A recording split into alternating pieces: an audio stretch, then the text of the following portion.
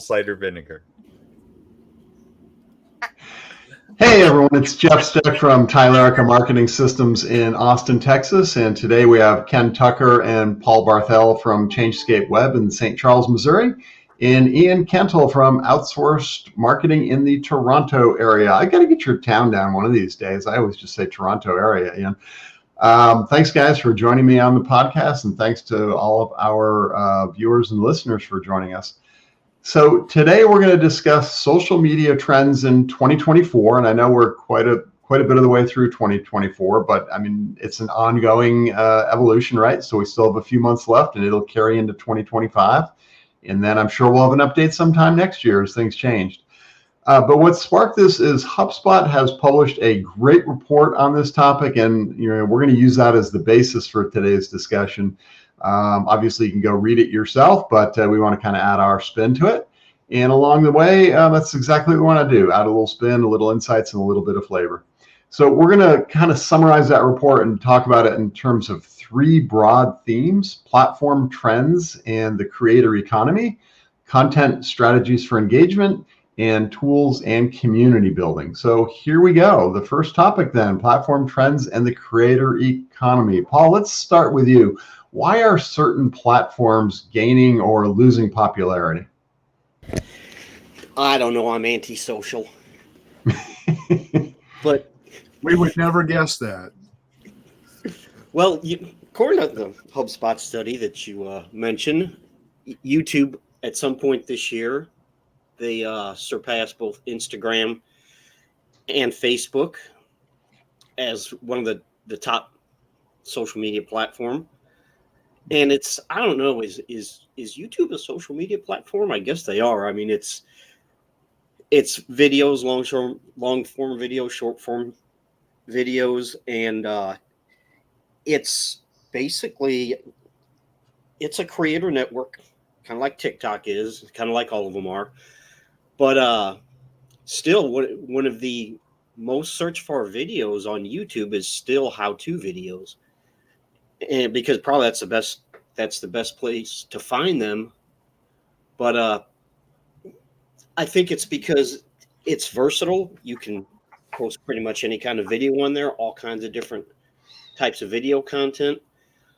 And that's pretty much all YouTube does. It does one thing, and it does it really, really well.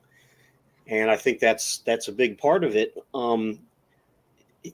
TikTok, I'm not sure what people see in TikTok, to be honest. I mean, maybe it's the short videos and it's big with the younger generation. I don't trust TikTok. That's my opinion. I would not put it on my phone or my computer because I think China's intent is to steal your personal information, however, wherever and whenever they can. Twitter has been losing popularity. Twitter, X, whatever you want to call it. And I won't comment on that, but there's probably different reasons for that. And I think the takeaway is small businesses that you need, and we've said this a million times in the past, you don't need to be on every social media platform out there. You need to be where your target audience is. And if your target audience is on TikTok, go buy a cheap computer, put TikTok on there, and don't connect it to anything. Don't put any personal information on there. I'm just going to say that. If you trust the Chinese government, have at it. Do whatever you want. I don't trust them. Yeah, I think it's a key point is, be where your audience is, right? And as controversial as it is, TikTok is gaining a lot of ground, especially among Gen Z. So if you're targeting a Gen Z audience, you probably need to think of a way to leverage that. Yeah. Just to put that into a bit of context. Yeah, I was just going to say, just to put that into a bit of context, though, in discussions with clients and prospects, they have this feeling like TikTok has over competed or is above all the other channels, Facebook, Instagram, YouTube, LinkedIn, and it is gaining ground. In some ways, it's actually losing ground in other ways, which we'll get into later. But what I always find fascinating is the stats don't lie, right? And when you look at, first of all, you have to look at it through the lens of, is your business B2B or B2C? Because that's dramatically different channels. And in the B2B world, TikTok is way far behind. But even in the B2C world, business to consumer, it's at 39% market share according to this study, whereas YouTube's at 61, Instagram's at 53, Facebook 65, right? Like these are where brands are spending their money or spending effort. And I think that's an interesting differentiator that, yes, certain generations feel an affinity for it, but it's still far behind. And we've seen this with a lot of social media trends over the years where people see the shiny object because they hear about it. There's lots of buzz, but look at the stats before you invest too heavily in something that may or may not be where your customers are. Yeah, and you know, Ian, I don't have any data in front of me to back this up, but I'll bet if you took that 39% market share of TikTok and you broke that out by demographics, it would overwhelmingly be Gen Z, like Jeff mentioned. I think the other thing that's missing is buyer intent. You know, if you're trying to build your brand and you know, kind of make a statement about who your brand is, what you represent, what you think is important in the world, you know, then a platform like TikTok can be pretty good. If you're and you know, there's a lot of different aspects of what you're trying to do with social media. Part of it is brand building, but part of it is also getting people to take action when they're ready to take action. And you know, I think the challenge that a lot of businesses face is they get drawn in by the lure of any social media platform to a certain degree, but especially TikTok, because it's like, wow, look, this video had a gazillion, you know, views and comments and all this. And it's like, yeah, but it's only for entertainment. You know, it has nothing to do with getting people to make a buying decision. So you need to look at several different aspects about how you're using each channel, not just the popularity of the channel, and not just if your audience is on that channel. What is your audience doing on that channel? Why are they on that channel? What was cool about the study? Oh, hey, look, a shiny thing over there. All I was going to say is what's cool about the study, and it has weaknesses as well as strengths, this particular report from HubSpot.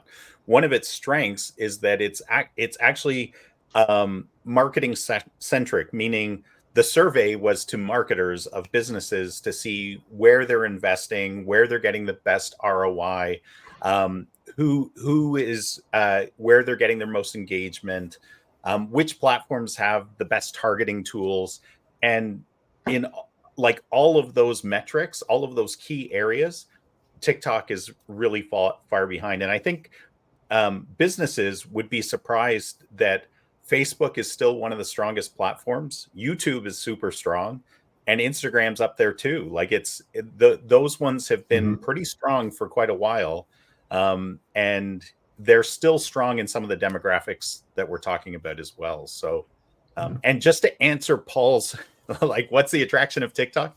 If you've ever been on it, which I know you probably haven't, it's just like, it's like brain candy floss, because it's just constantly like scrolling through videos. You're like, as soon as you show interest in one thing, you're seeing more of it. So it's, you know, just this circle of interest that is very captivating, and it sucks people in, right? And you can lose hours very quickly. Yeah, and speaking for a friend, that's the downside of social media is that all of them is they box you in, so to speak. They continue to send you like-minded content, and that's a whole different discussion. But yeah, it's like an echo chamber, right? Yeah, exactly. It is. Yeah. I want to just quickly, before we move on to the next question, go back to something you said, Ken, about buyer intent. Yeah, absolutely. Buyer intent. You've got to match up and think of what's going to move the ball forward to the goal line. At the same time, not everything, and I don't think you meant this, but I just want to clarify, not everything should be buy my stuff, buy my stuff, buy my stuff, right? There's a certain amount of leveraging social media just for the community building, just for the rapport, the branding, the brand awareness. And absolutely. If you put out, you know, as trite as it sounds, if you can put out a cheesy TikTok video, but it goes viral and it grows up brand awareness, then maybe that's not a bad thing. Eventually, you're going to lead to that. So again, I know you get it. I just wanted to kind of expand on that a little bit. I did say, that it could be important for branding and visibility. Absolutely. Yeah. But don't just look at a channel in a one-dimensional way. I mean, you have to think about, we've talked about the buyer's journey before. Same thing applies on social media. I mean, you've got to move people through the know, like, trust, try, buy, repeat, and refer process. And, and so a lot of people, just rush to go post a bunch of video on a platform, all of these platforms, because they all have really good, solid video capabilities, and they're creating video, but the videos doesn't really have any intent, and they're hoping that it will just be seen and shared and and increase brand visibility from that perspective. They forget about the other things that you need to be doing. You need to be thinking about building a funnel to move people through the journey, as part of your social media posting strategy. Right. There's, I always talk about 3 levels, which I'll talk about here in a minute, but there are at least 3 levels that I think every business needs to be looking at. And unfortunately, too many people, when they choose a platform and they put the effort in the platform, they're only thinking of a single level.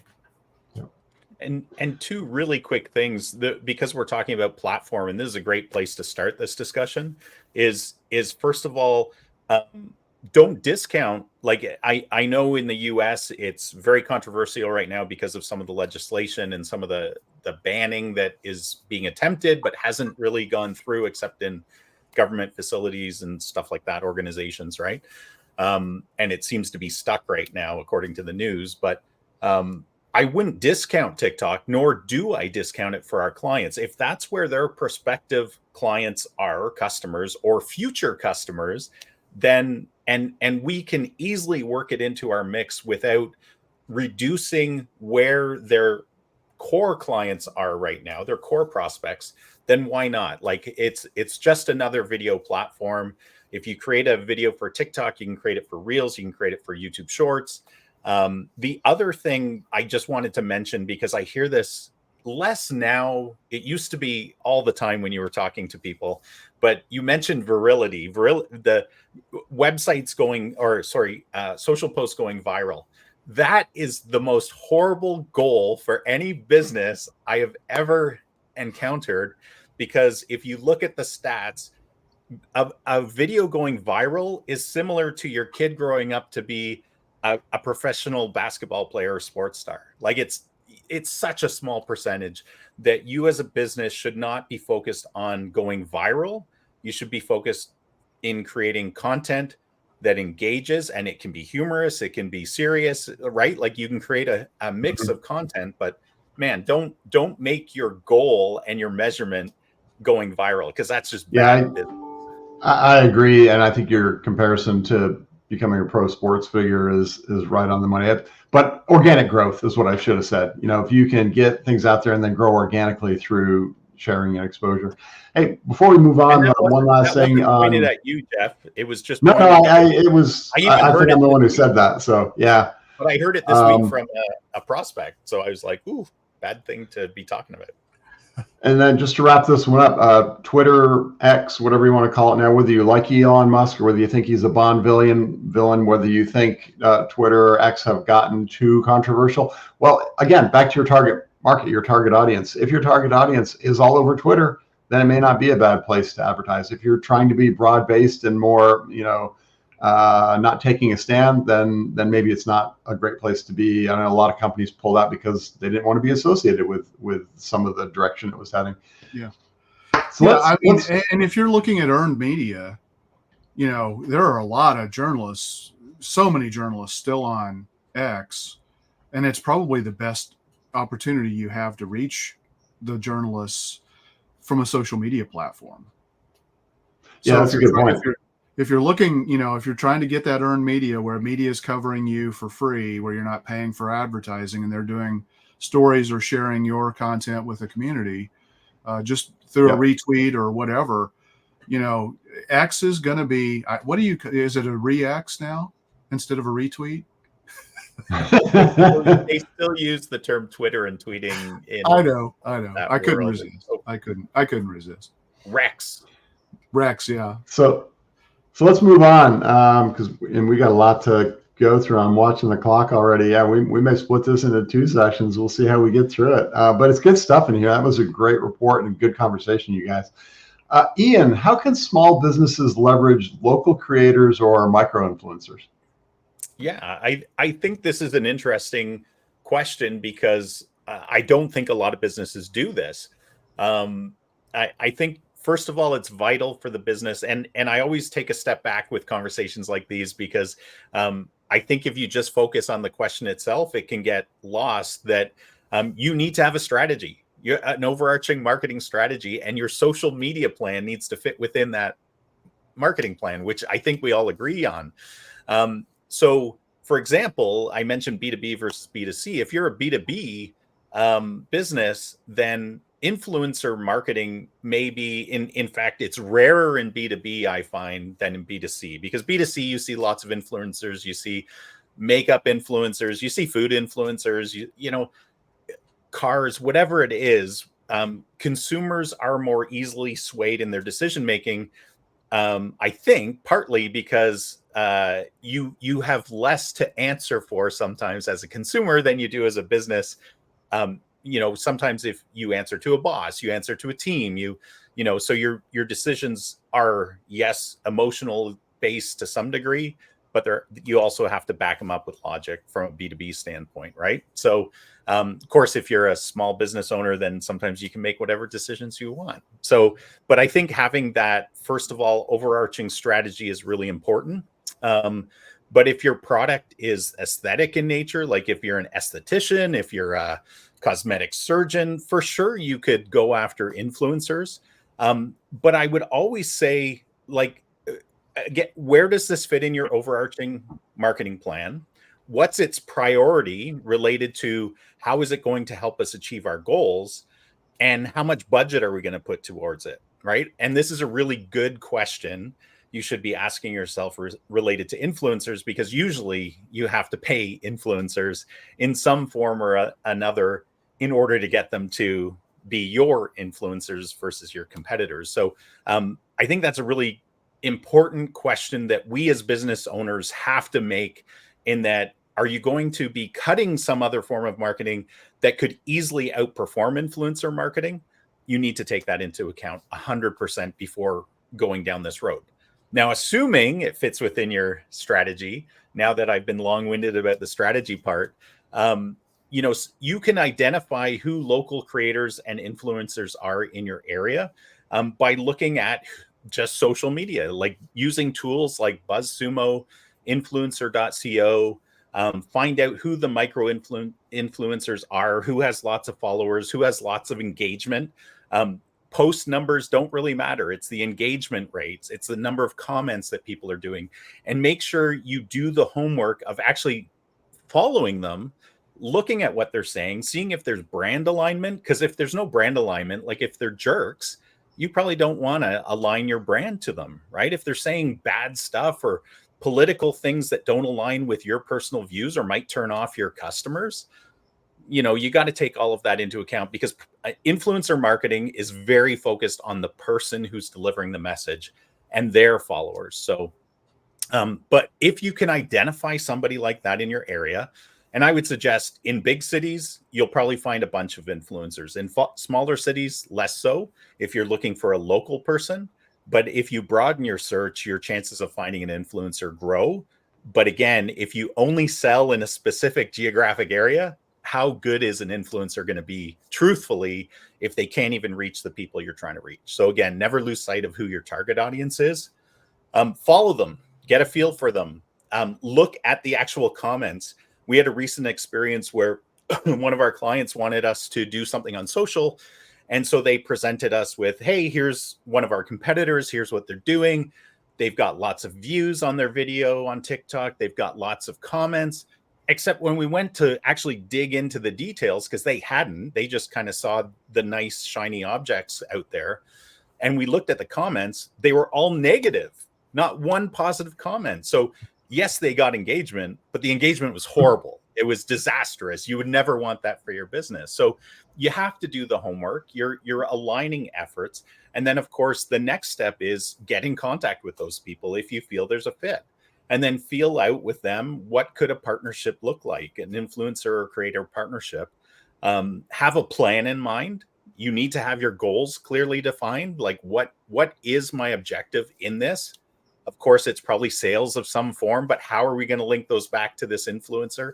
What key metrics are we going to use? And what's mutually beneficial to both of us? Because they're building their personal brand as much as you're building your brand. And so they want to see a mutually beneficial alignment with what they're doing. Sometimes it's just money, but other times it's like they're looking at this as a stepping stone to going bigger and better. Yeah, that's a good bridge into the next question. I think you hit on a couple of it, but Ken, maybe dig in a little deeper. What are the steps to start a successful creator partnership? Yeah, so you should absolutely do research and invest in some time and effort to try to find the right influencers. As Ian said, you don't want to pick somebody that's going to represent your brand in an inconsistent or non-consistent or even inflammatory way. Most of the time, I suppose there's an opportunity for people to decide to try to go controversial from time to time for whatever reason. I think that's a really risky proposition. Bright Social, which is another social media posting tool, has a great article if you're looking for additional influencer marketer tools to help identify other influencers. Ian, you're exactly right. In smaller markets, actually the community kind of acts as a macro influencer already. We've got clients in,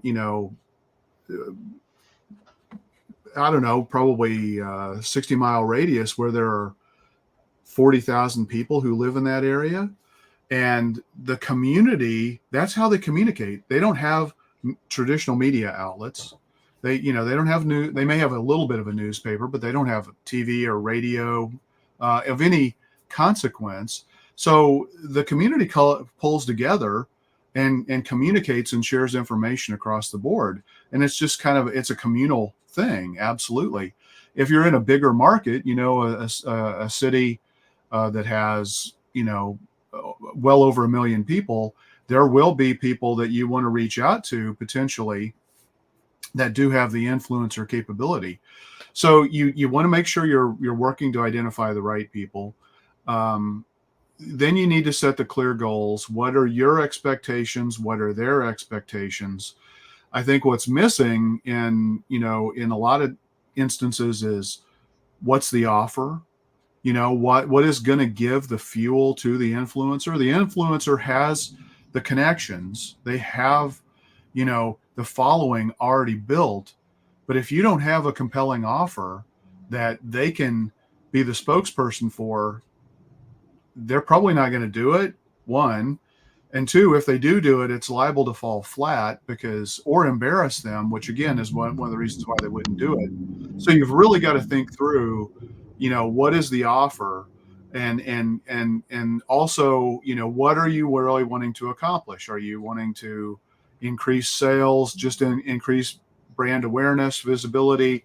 For most smaller businesses, serving a local service area, for example, like a roofer, does it really make sense to have an influencer if your capacity is only that you can only have 3 to 5 crews busy at any given time? But if you're a roofer that has 40 crews, now maybe you can really legitimately look at an influencer. So you have to also think about what happens if there is success. If they do get me out in front of will it choke and throttle my business to the point where I can no longer deliver and support my customers? I get an influx of business that all I have to do is turn away, which may piss off or alienate people from ever wanting to do business with you again. So you really have to think through, not only what goals you want, but what happens if it wildly succeeds. What is the potential repercussion for your business? And I don't think a lot of people think about that. And honestly, I don't think that's a big problem for most people who are trying to use local influencers. For larger brands, and that's one of the things that I want to caution everybody about is, we tend to focus really on small businesses on this podcast. That's why it's in the name of the podcast. Influencers, to me, generally are things that you have to be a bigger business. So you have to be on the bigger side of a small business, not a smaller side. And honestly, there are a lot of business owners who actually become their own influencers in a very effective way. And so again, sometimes maybe the power of the influencer is just the power of the founder's voice. And maybe they have a natural aptitude for it. Maybe if they don't, then you might want to look at the influencer. You definitely have to go through a process, do a formal reach out. You utilize some of the tools Ian talked about that are also mentioned in maybe like the Sprout Social. And, I think you want to define the collaboration. You want to figure out, are you just going to turn the influencer loose, or do you want to review what they're going to try to do beforehand? What are your expectations? What are their expectations? What are the deliverables? And then ultimately, what is the compensation? Because, it could be that some influencers, especially in a smaller market, maybe even, a decent sized metro area, maybe they don't really care about monetary pay. Maybe what they would rather have is, in-kind services. Maybe they get a new roof on their house, or they get, in lieu of a payment of some kind, or, roof is maybe a little too pricey of an example, maybe not. But, is there some kind of trade-off that forms in effect a compensation? And then you just need to measure and track what's going on. And so you should have tools in place to be able to do that. So I think summarizing, I heard approach it strategically, have a plan, expect that there's going to be give and take with an influencer. I mean, they have put a lot of effort and a lot of their own resources, their own time into building their following, and to expect hey, I'm going to send them a bottle of my secret sauce and they're just going to love it so much they're going to tell everybody about it for free is unrealistic, right? And then, work it collaboratively. Yep. All right, so let's move to the next our second of our themes, which is content strategies for engagement. So Ian, how can businesses create authentic content that resonates with their audience? Yeah, I think the key is, first of all, understanding your audience. We've talked a bit about that, right? If you don't know your audience, how are you going to create anything that resonates?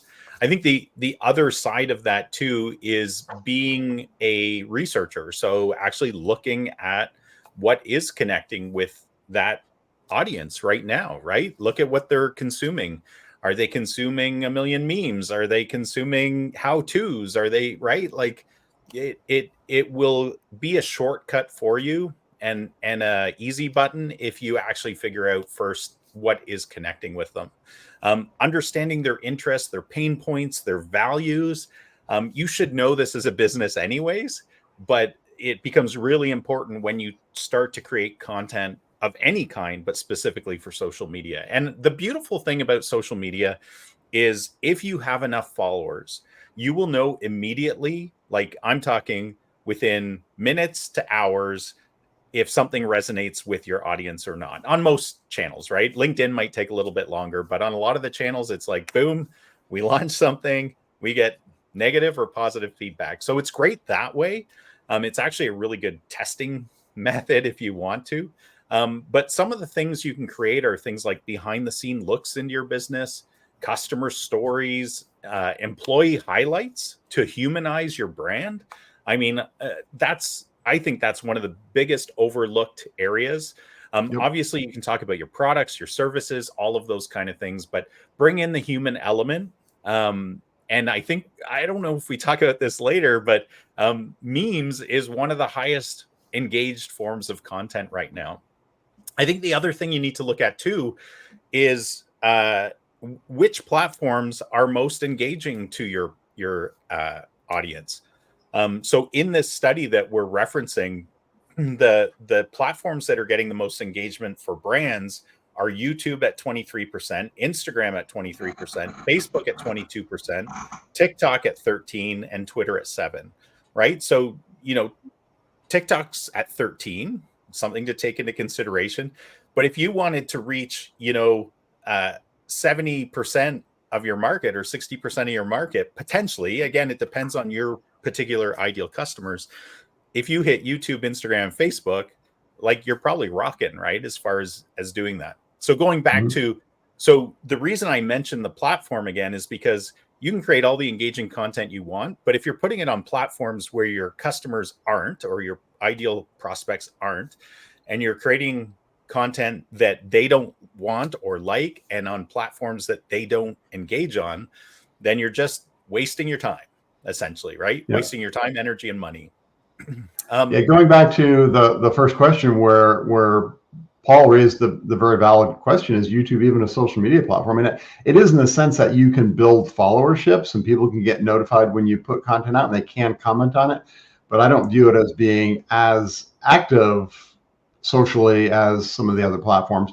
But it is a great place to put a lot of resources and to put that authentic content, that voice of the customer content. And it is itself a search engine. I think people will find things on YouTube via search more than they would on, you know, say, X or Instagram. Sure, Facebook, Instagram, they have search capability, but I think most people are going to YouTube with search intent unless they're going there to just follow the stuff they're interested in. Yeah. So yeah, you're right. Speaking of Paul, let's go. Yeah. Can I jump in and follow on some? So and I want to finish with a few thoughts too, Ken. Okay. So one of the things that businesses need to be really aware of is social media fools you with its false metrics. Don't fall into the trap of thinking that you're getting engagement when you see, oh wow, 6 people like that post, or, you know, did this or did that. Drill down into it. Look at multiple. I've got a client, they pay somebody independent of us to go do social media posting. They were asking me to help validate, are they in fact doing what they're supposed to be doing on a regular basis, and is it doing anything for them?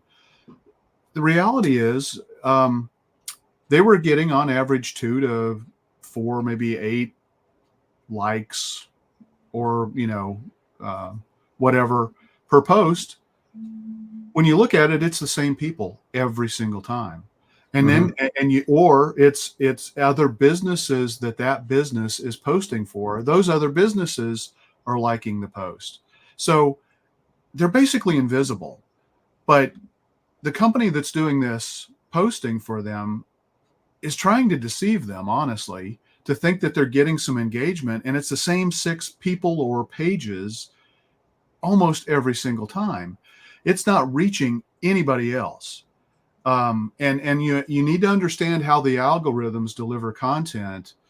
You know, it's based on if people who are following the page, or, you know, or posts or whatever, or the profile, if they're actually engaging with the content. If they're not, you could become largely invisible to them in a fairly quick time. You may have liked their page 6 months or a year ago, or their profile, started following them, whatever.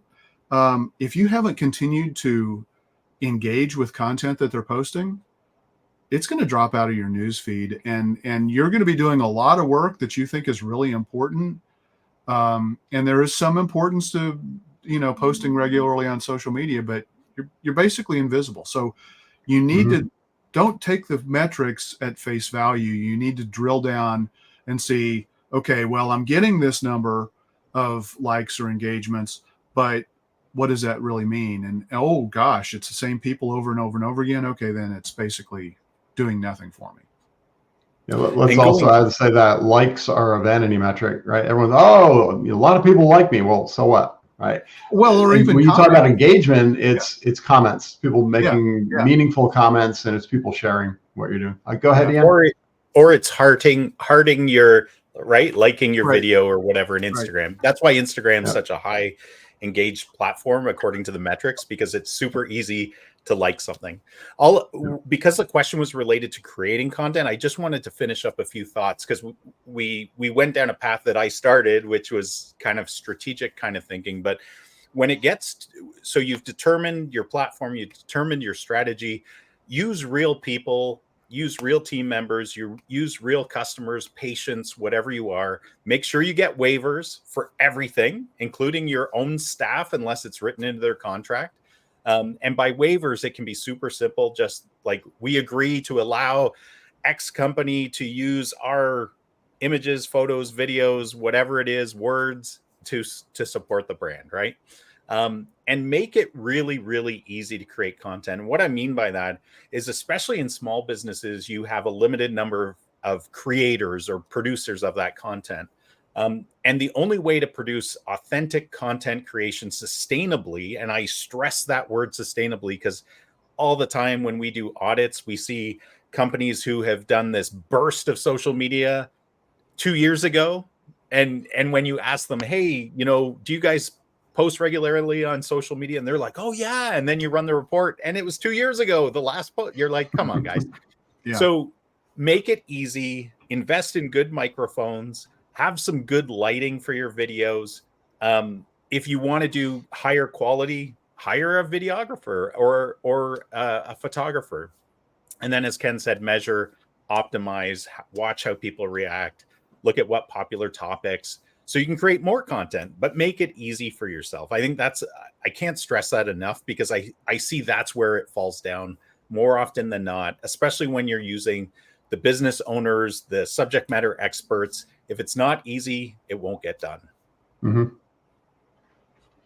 And so Paul, real quick, just don't overtag people. Yeah. That's so annoying, and it will drive people away if you're constantly tagging them every time you post. Yeah, be very, very careful with the use of @everyone. I hate that. I get notifications that you were mentioned, and then I go look, and no, I wasn't mentioned. It's not meaningful to me. It's somebody's just trying to get everyone's attention. That's so phony. Hey, real quick, Paul, what are some tips for creating compelling short form video content?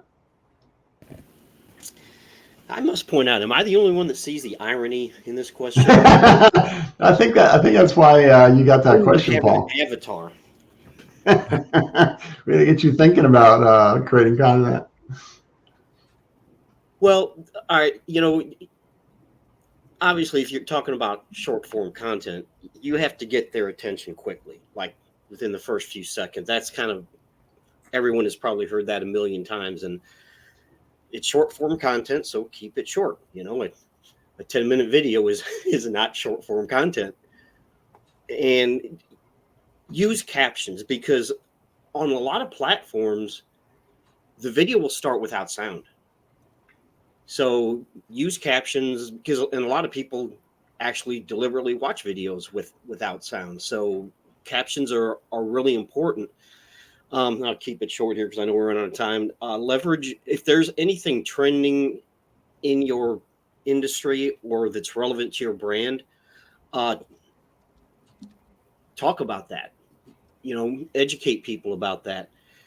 And don't do this on every piece of short form content, but mention your product, your service, and how it can make people's lives better. Mm-hmm.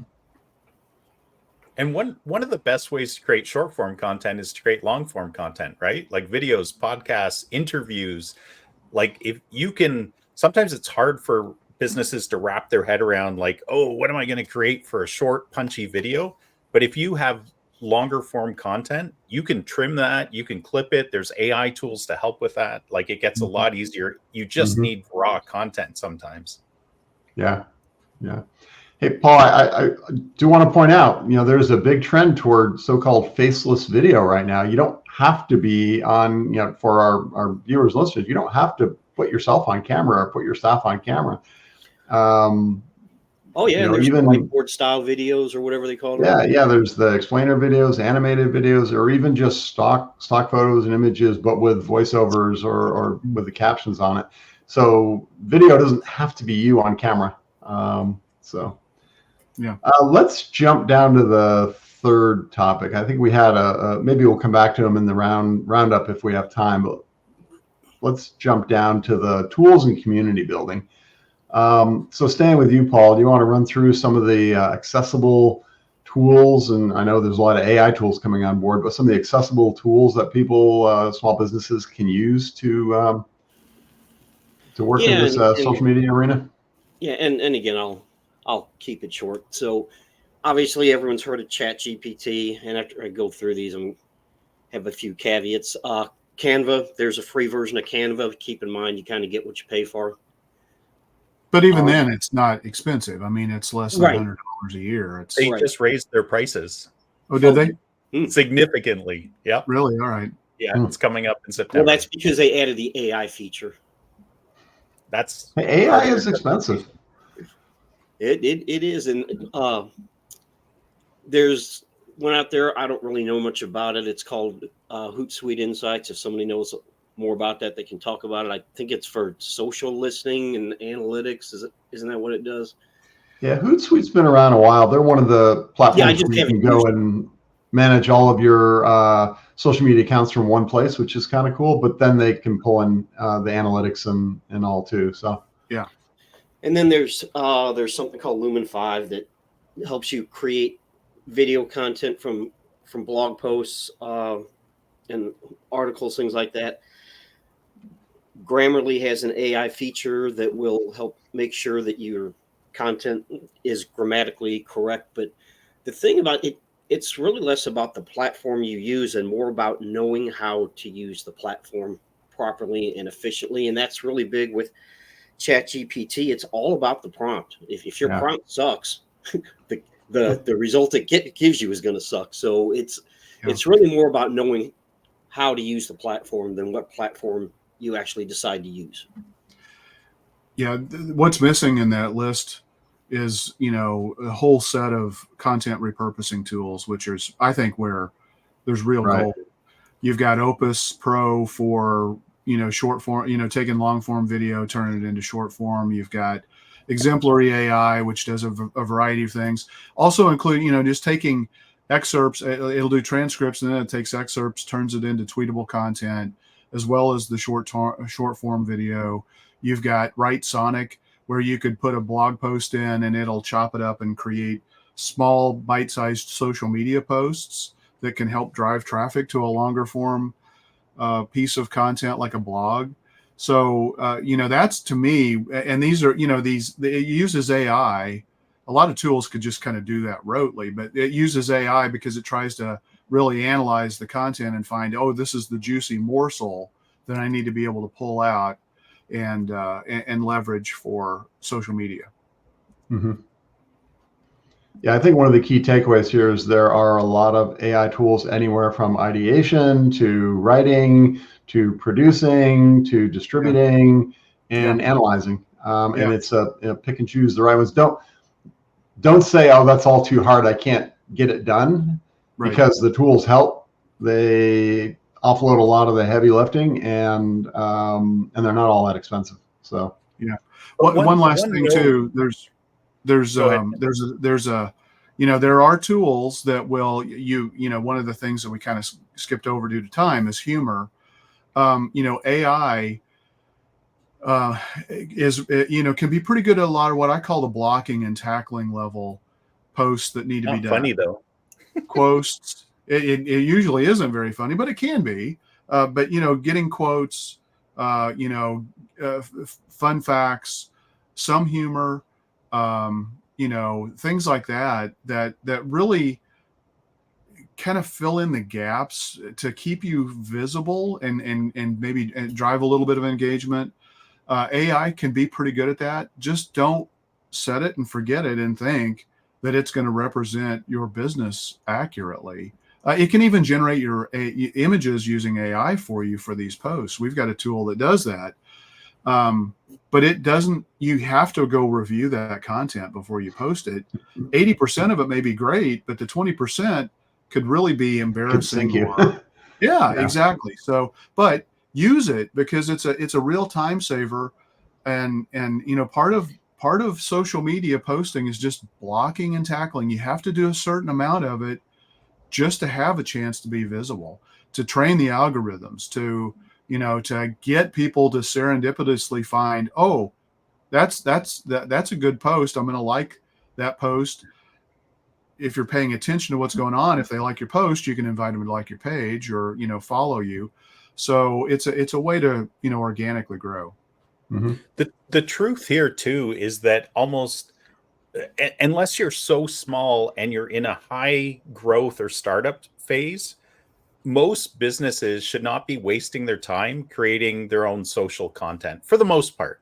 And the reason I say this specifically related to tools is because we're in the industry, and the number of tools that we've been playing with for the last 2 to 3 years is monumental. And the ones we cast aside because they suck is monumental. And all we're looking for as experts in the field is tools that give us the end product that we need of the quality that we need in a cost efficient way, and especially a time efficient way.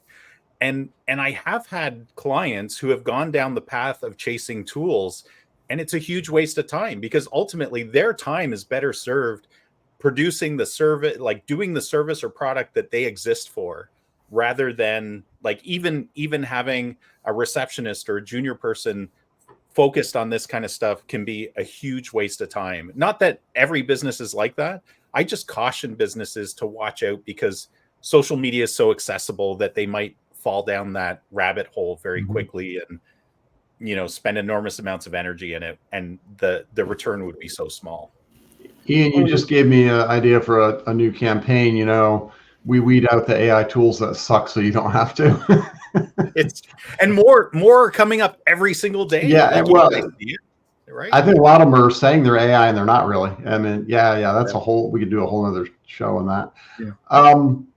So let's see, where were we on our, I guess just anything else to add on, Ian, on AI help or creating engaging and personalized content, not specifically tools, but just the kinds of things you can do with it, or do we hit that sufficiently? I would add to a point that Ken talked about, which is the iterative process. AI tools can aid you in the creation, and I've said the word stress a few times today, but they aid you in the content creation process. They don't do it magically. It feels magical to some degree because it can do some things really well. But from our experience, we do this every day, all day for our clients. AI only gets us 60 to 70% of the way down the path to a finished product. And it is getting better because, a year ago, it was 25 to 30% of the way. So it's getting better. It's learning, but don't be misled into thinking, because all of the ads you'll see on Facebook and Twitter and some of the influencers that talk about the tools and who are trying to sell you tools will say, this is the most extraordinary tool. It's AI, which is a buzzword, right? You click it and boom, you've got your social content for the month. It doesn't happen today that way. I can guarantee it for every listener on this podcast. I think Paul said it. It's in the prompts, right? Yeah, and that's what I was going to say. If you get close to achieving that, that means that you have to spend a lot of time with the quality prompts. Yeah. Trust me, I know. I just went through that. Even with the prompts, it's not. Oh, sure. It depends on the tool, right? And it depends on. There's so many factors that I think people chase after these tools without knowing that because of the buzz. Yeah.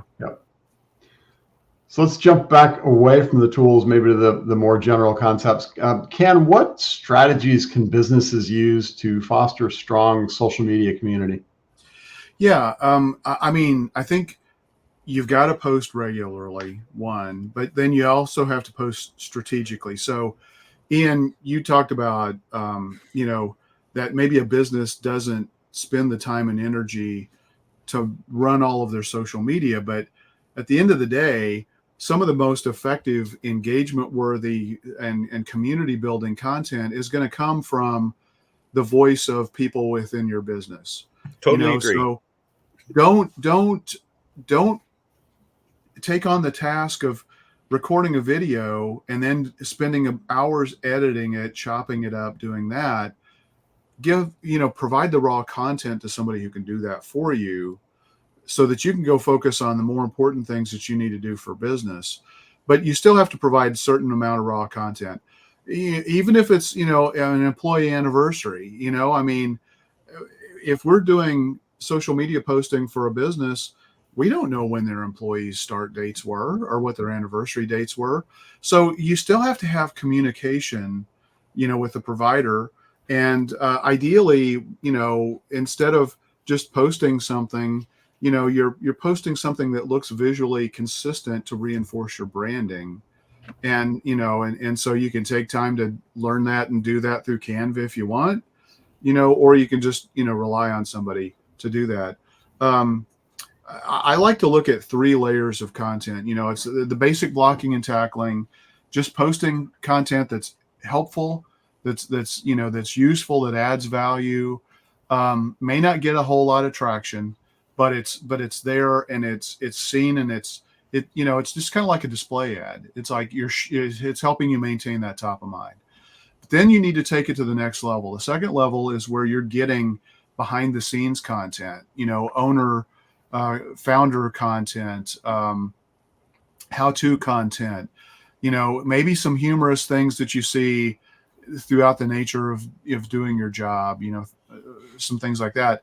And then at the next level of content that I typically talk about is content that's really designed to try to be engagement worthy, where you're maybe asking polls, or you're posting famous quotes from people that you think is going to be appealing to the people who are interested in your brand, that are consistent with, the messaging that you want. Because a lot of people love to go comment on, a quote from like Brene Brown or somebody like that, just a quote machine like that. You post that on your profile, you're going to get some pretty decent engagement. You're going to get people not only to like or heart or whatever, they're also going to comment on it. And when they comment on it, it just increases the potential for visibility. Another great engagement worthy piece of content, I think, is, and it works a lot better and easier, honestly, in some industries than others. But it's like, if you're a coffee manufacturer, you sell coffee. If you're stranded on a desert island and you could only have one flavor of coffee or one roast of coffee for the rest of your life stranded on this desert island, which would you choose, this or this? I'm just glad there's a coffee machine there. Yeah, exactly. So, so you want to kind of think about that. For a lot of businesses that have a physical place of business, use your physical place of business as a social platform. Host events, share photos, videos, live streams from these events. Take advantage of the fact that you're paying rent for a physical space, and turn that into a way to have social media content. I think is a really overlooked thing, Ian. I don't know if any of your dentists do that, with open houses or anything, but to me, that seems like it's a missed opportunity if you're not doing it, because you're already paying a lot for the space. Yeah. I think in most dental offices these days, the ones that I've been to lately, they're trying to make them like spas.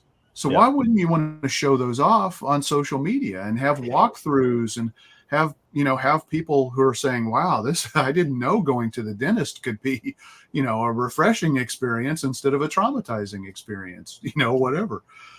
User generated content. I mean, this is where you strike absolute gold if you can get users to generate content and represent your business. They do that. They're not influencers, because you have to pay influencers. These are people who just love your business. They want to become advocates and champions, and they want to share it with the rest of the world.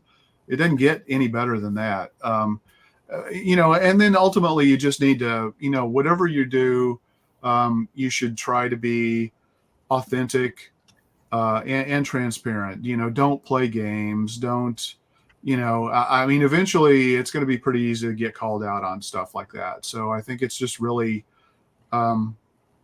which I think applies to pretty much any type of content anywhere you're going to put it. I think and that toward that latter point, I've seen, you know, some services that will get you, again, vanity metric, tons of likes. Right. And boy, it's not hard for somebody to look at who's in this community and see a bunch of foreign sounding names going, yeah, that's probably not authentic. and what, you know, what that does is it makes it really hard for you to now go look and see what are your real true analytics. Right. You know, again, you know, a lot of people are driven by vanity. You know, in certain platforms like Instagram or Twitter or X, you know, having a larger number of followers can have some benefits potentially, but on Facebook, it actually can kind of choke out the visibility that you might normally have, because you've got all of these people who you bought that liked your page artificially.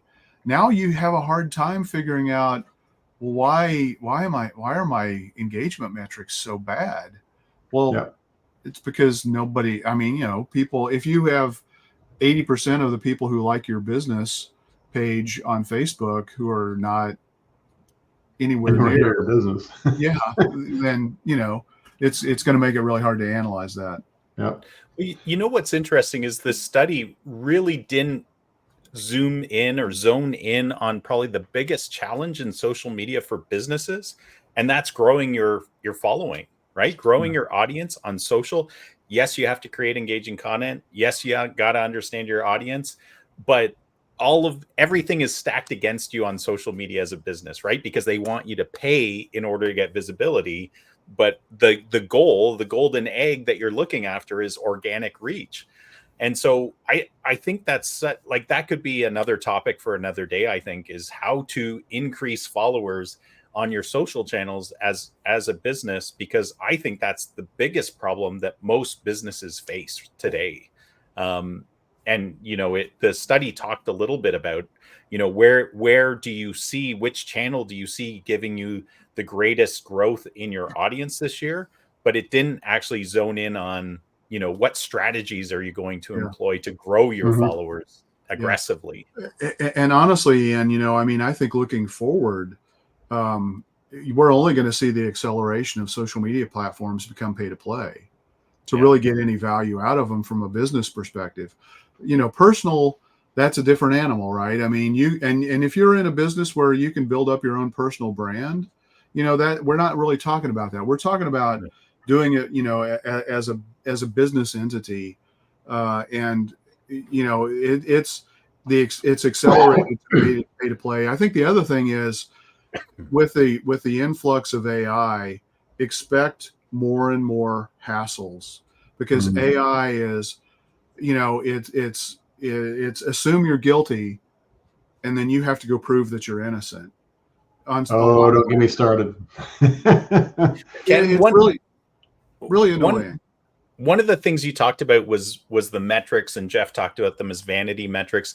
The challenge every business has is, we're doing all of this social media activity, or we're going to invest in all of this social media activity. How do we measure, right? And so I had a conversation with a prospect this week, and, you know, other than the vanity metrics, even the engagement metrics are vanity metrics on a lot of platforms. But unless you can tie it to actual sales, appointments, phone calls, form fills, which is where call tracking and analytics, like deeper analytics tools, start to come into play. Pixels help, right? The different pixels, but then we're getting into like privacy issues now. And not for very long, they don't. Cookieless world. Yeah. But that is the biggest challenge to businesses, next to what we already talked about, right? And that's like, how do you measure success on these platforms other than, well, we're getting some good brand awareness, right? And that's usually not the goal of the business. So I think we're coming up on the hour. I've got one more question. We need to hit it quick. I was going to do it as a follow-on to your question, Ken, but we've kind of diverged a little bit. So let me go back to Ian. I think you hit on this a minute ago a little bit, so that's why I want to go back to you to follow up on it. The difference between community management and social media management. Can you hit on that real quick? Yeah, I mean, community management is really. In fact, I think this was actually for Ken. So, Yeah, that's what I was going to do as a follow on to his question, but I think you were starting to get into it a minute ago. That's why I wanted to. Yeah, I would just say community management is really, if you can build a community for yourself on the social channels. So most of those are like Facebook. I think LinkedIn might have a bit of this. Twitter has a little bit of this, or X, but it's where you actually have a signed up, captivated audience. That's how I view community. You guys jump in if you have a different definition, but in the circumstances I'm in, where one of the niches we serve is dentistry. We're in a bunch of community groups that others have created, where it's just the people that are interested in that industry that spend time on there, and all the questions, all of the answers, everything is ideally targeted to those people. And if you can create a community like that, if you can create your own group and get people to come on it, it is fantastically powerful. We all of us in one form or another, I'm sure, are signed on with coaches or marketing groups, where we have paid a subscription fee to be part of this training.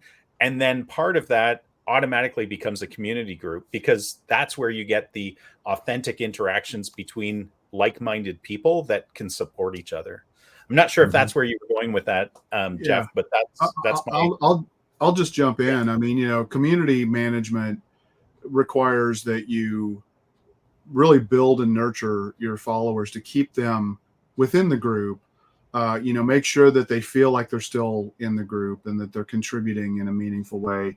Could be moderating, making sure that if many times these groups prohibit you from posting overtly promotional content, and inevitably somebody will make that statement, and so somebody needs to be assigned moderation responsibility to say, hey, wait a minute, and remove that post, and then maybe reach out to the person and say, we don't tolerate this. The next time we're going to remove you from the community or whatnot. And on the social media side, it's not quite as stringent, because it's a more open, broader community. So it's really going to be more planning, creating the content, scheduling it, looking at the metrics and how things are performing, but not necessarily, and obviously responding to comments that people are posting on your page. That's still going to be the same on the social media management side versus the community management. But the community management really is all about building and fostering the community to make sure that they still feel connected, and that there's a value that's being added, and not having people violate the terms of what the purpose of the community is in the first place. Yeah, I think for me and Ian, the thought you triggered, which is why I went back to you, the question is the more authentic content, authentic engagement. Social media management can be very mechanical. You can outsource that. Somebody can look at your website. They can develop, social media posts based on the content there without knowing anything about you or your business. But to truly build a community, you've got to be more authentic. You've got to be more involved and engaged. You need to respond to posts. So it brings the business owners and the key staff back into the mix to build that sense of community with their followers. I mean, Ken, you mentioned some of the communities that we're involved in, and it is very much the authority figures in the businesses that are involved actively in the community, not just delegating it. Paul, anything you want to add on that question, or any other topics before we wrap it up? I think we can wrap it up. All right, Ian, you want to take us out? Sure thing. This was a great topic, Jeff. Thanks for leading us down this path, and I hope our listeners and viewers got a lot out of this. Remember to share. Remember to like it if you actually like it. Share it with people that you think will get value from it. That's how we get greater exposure. We are all committed to sharing insights, tips, our knowledge to help small businesses become better marketers. So please share the wealth. And also, until next week, keep calm and market on, folks. Toodles.